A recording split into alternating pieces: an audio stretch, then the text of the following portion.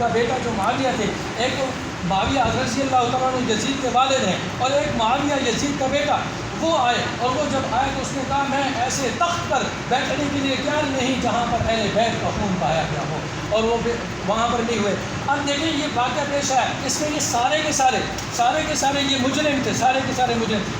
یزید کو کافر نہیں کہا جا سکتا، کافر نہیں ہے، فاسق فاجر ہے، کافر نہیں ہے۔ ہاں اس کے ساتھ یہ مد مقابل جو لڑنے والے ہیں کافر نہیں تھے، فاسق فاجر تھے۔ کوفہ والے اہل تشیع تھے، شان علی تھے، غداری کی ان سب نے سب سے پہلے غداری انہوں نے کی ہے۔ لیکن یہ جو حضرات تھے، جیسے دیکھیں یہ لال مسجد کا معاملہ پیش آیا تو لڑنے والا مشرف تھا، اس کے ساتھ حکومت تھی، لیکن اب ان کو ہم کافر نہیں کہہ سکتے۔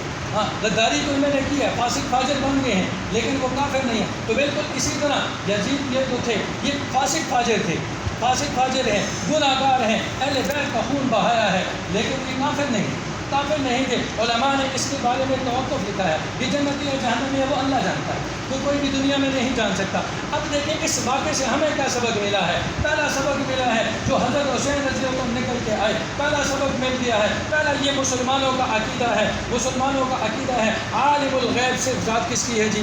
اللہ کی ذات ہے۔ بعض لوگ کہتے ہیں اللہ کے ساتھ انبیاء کو بھی شامل کرتے ہیں، بعض لوگ حضرت حسین کو عالم الغیب مانتے ہیں، تو عالم الغیب ذات کس کی ہے؟ اللہ کی ہے۔ دوسری بات ہمیں پتہ چل گئی، مشکل کشا حاجت روا کون ہے؟ اللہ ہے، اللہ کے سوا کوئی مشکل کشا نہیں ہے۔ ہر موقع پر حضرت حسین نے اپنے قافلے والوں کو متوجہ کیا، اللہ کی طرف متوجہ کیا ہے، فرمایا کہ حاجت روا مشکل کشا اللہ ہے، اللہ کے علاوہ کوئی نہیں۔ بعض لوگ کہتے ہیں انبیاء اور حضرت حسین بھی حسین کو امام کا درجہ دے کر کہتے ہیں یہ بھی مشکل کشا ہے، یہ مشکل کشا نہیں، مشکل کشا صرف اللہ کی ذات ہے۔ تیسری بات یہ کہ حرمین شریفین دو جگہ ایسی ہیں جن کا تقدس بہت ضروری ہے، ایک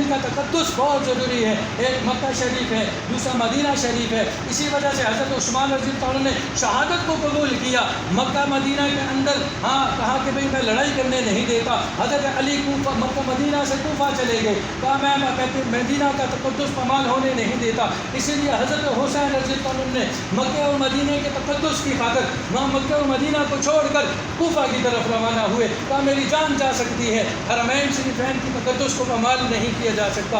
اور یہ تیسری بات ہمیں پتہ چل گئی اس قافلے سے، ان کے نکلنے سے کہ بھئی مکہ اور مدینہ کا تقدس کرنا، ان کی جگہوں کا حفاظت کرنا ہر مسلمان کے ذمہ ہے، چوتھی بات یہ ہے کہ حضرت حسین رضی اللہ عنہ نے صبر اور استقامت کو نہیں چھوڑا، اور امت کو بھی درس دیا قیامت تک آنے والوں کے لیے، چاہے کوئی بھی مشقت ہو جائے، کوئی بھی مصیبت آ جائے، صبر اور استقامت کو نہیں چھوڑنا۔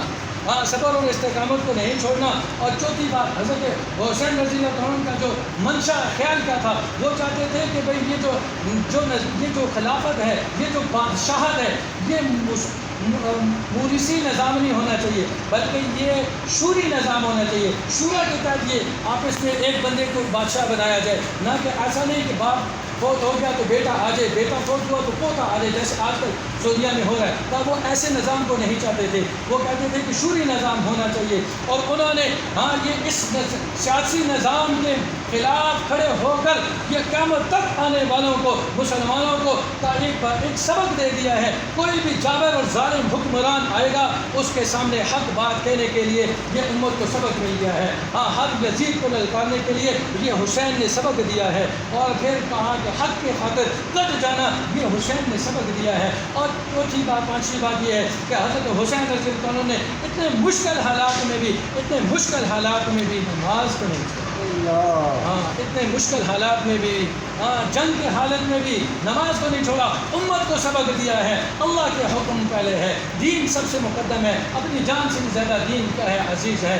اس کے لیے انہوں نے اپنے سارے تن من، اپنے سارے گھرانے کو انہوں نے شہید کروا دیا، لیکن اللہ کے دین کو بلند کیا ہے، اور قیامت تک یہ بلند رہے گا انشاءاللہ۔ اللہ تعالیٰ جو کچھ کہا سنا ہوگا